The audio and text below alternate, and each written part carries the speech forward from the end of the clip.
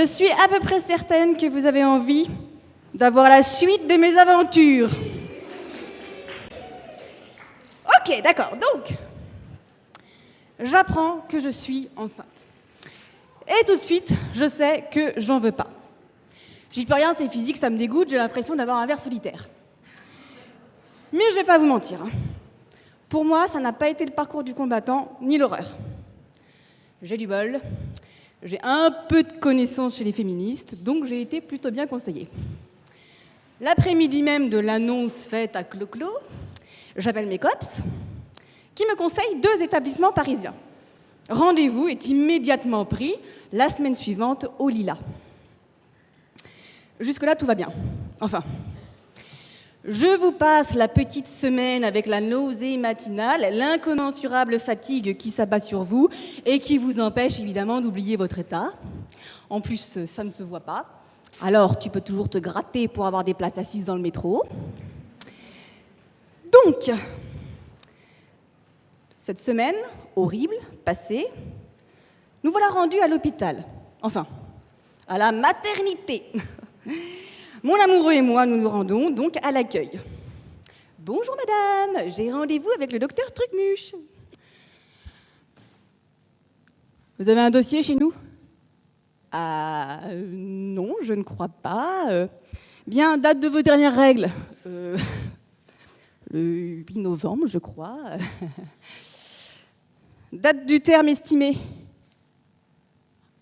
Je ne sais pas, le plus rapide sera le mieux. Vous venez pourquoi, madame ? Pour une IVG ? Bon, ici, vous êtes aux admissions de la maternité, le centre d'orthogénie, c'est à droite. Le centre d'ortho... Non, excusez-moi, je ne viens pas pour me faire poser un appareil dentaire, je viens pour apporter... Ok, à droite. De toute façon, ça ne me fera pas de mal, j'ai les dents du bas qui se chevauchent. Bon. Nous allons attendre avec mon amoureux, sagement. Un infirmier vient nous chercher. Madame Clo-Clo ! C'est moi. Pas la peine de crier, tout le monde n'est pas obligé de savoir que j'ai les dents du bas qui se chevauchent, je fais chier. On arrive donc dans le bureau du médecin. Un adorable médecin nous accueille, charmant, délicat, et nous présente une doctoresse en formation dans son service. Pas de problème. Excusez-moi, j'ai les fiches. Donc, il commence à m'expliquer les différentes façons d'avorter. Alors moi, je voulais par aspiration. Ça tombait bien, lui aussi. Vu les délais, j'avais plus trop le choix. Il m'explique, on va me donner des comprimés la veille, des comprimés le matin même, des suppos, 3 petites piqûres dans le vagin, un coup d'aspi et zou, c'est fini. Génial! J'ai hâte, on fait ça quand ? J'enlève mon slip tout de suite ? Non.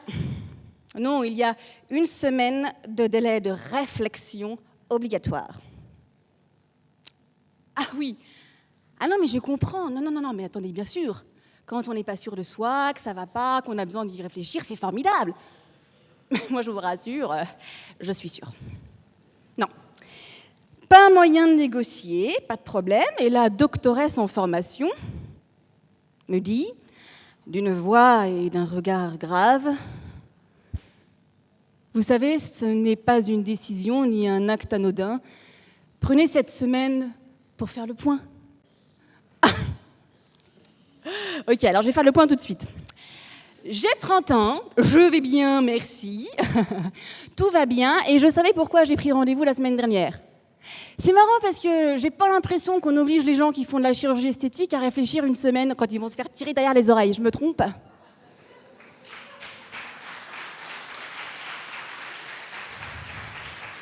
Malheureusement, vous n'étiez pas là pour applaudir, mais mon amoureux gentiment me tapote le genou en me disant « Calme-toi, ça m'énerve bien ». On continue, question suivante de la doctoresse en formation. Comment êtes-vous tombée enceinte ?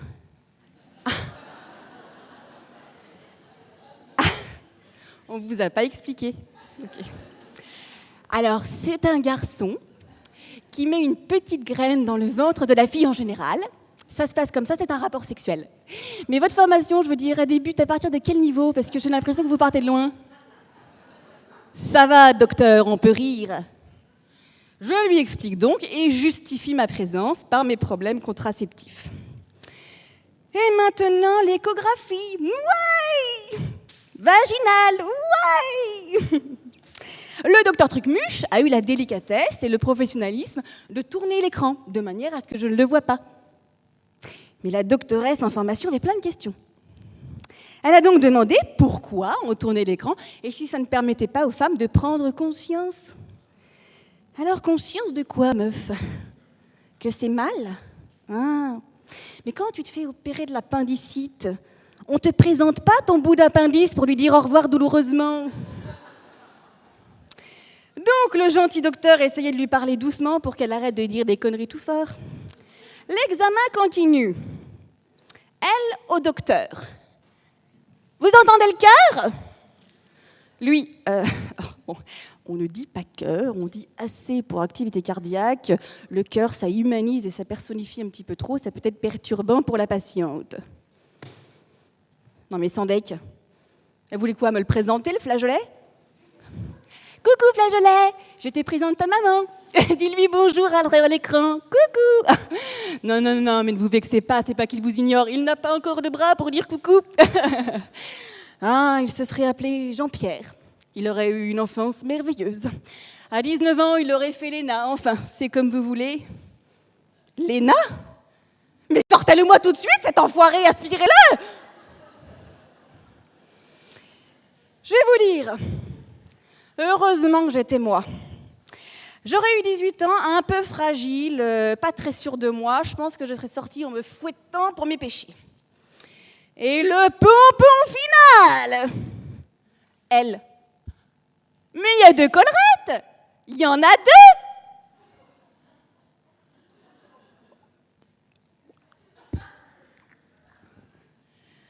2. 2. Dieu a le sens de l'humour particulier. Tu veux surtout pas de gosse. Tu fais partie de celles qui disent « moi, jamais ». Tu ne peux pas prendre de contraception. Tu te fais perforer l'utérus avec un stérilet, tu tombes enceinte et bim, 2 pour le prix d'un. Rendez-vous est donc doublement pris pour le 26 décembre.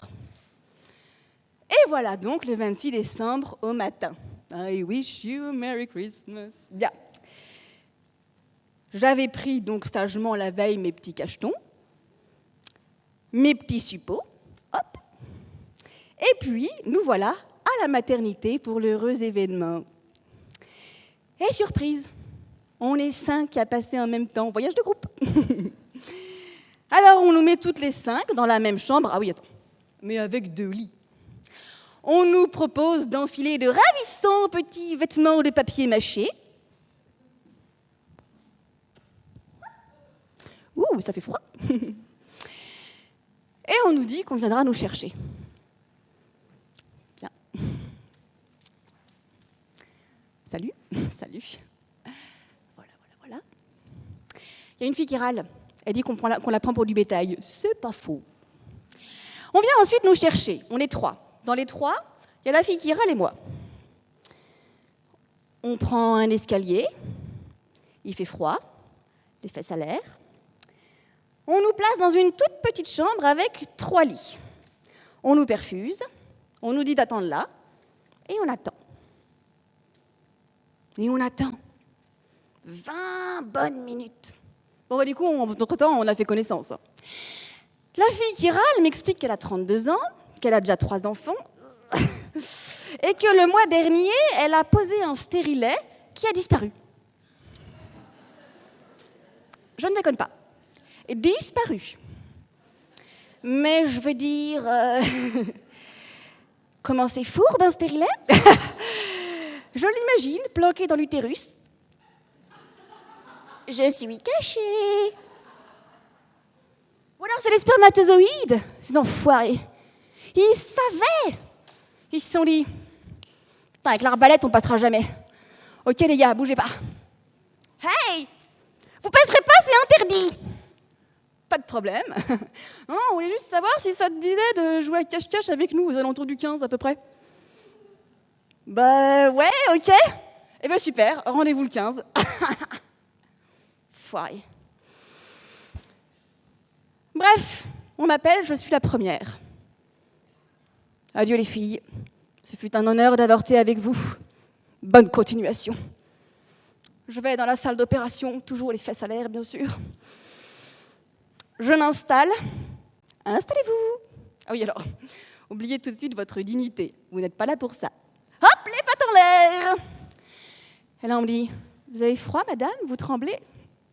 Non, je suis terrifiée.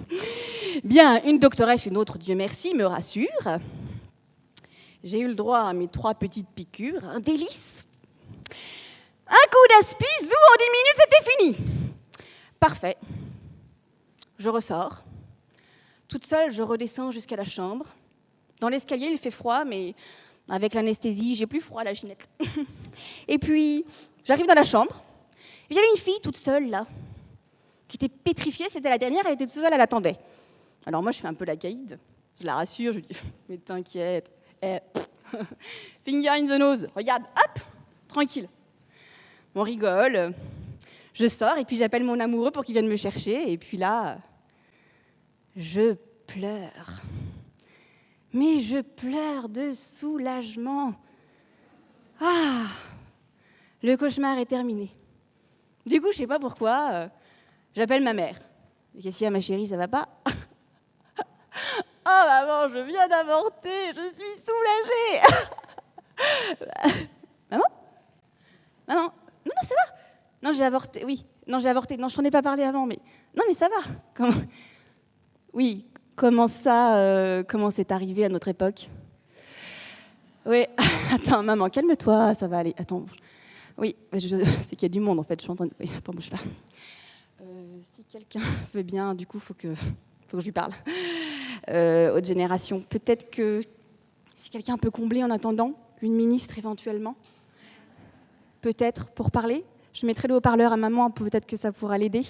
Donc si vous voulez bien, j'espère qu'elle est arrivée.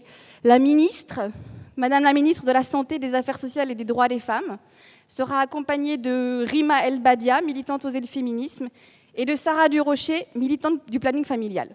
Je vous en prie, c'est à vous.